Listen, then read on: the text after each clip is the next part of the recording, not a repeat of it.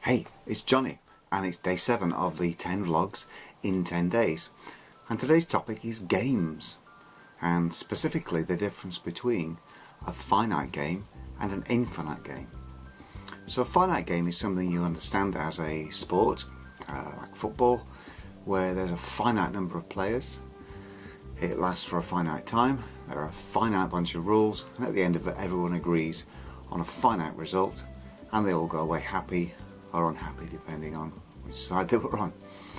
An infinite game, by contrast, something like Farmville, one of these crazy video games that's got an infinite number of levels, goes on forever, just draws you in and gives you very little guidelines, very little constraints, and you just go on and on and on and on and on.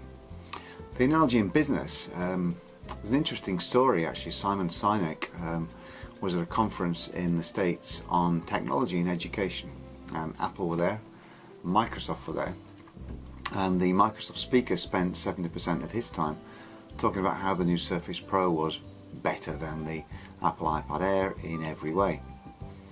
The Apple speaker, by contrast, spent most of his time talking about why the iPad Air would make learning and teaching an easier and more wonderful experience. So think about that in your business. Are you playing a finite game where you're continually benchmarking your business against a perceived competitor?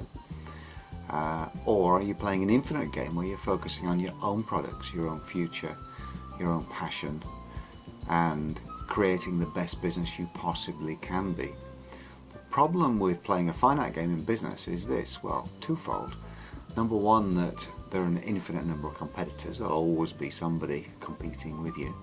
And number two, how do you know when you've beaten any or all of your competitors? It simply distracts you from the core reason that you're in business, which is to create beauty and change the world. So tell me about whether you think you're playing a finite game in business or an infinite game, and why.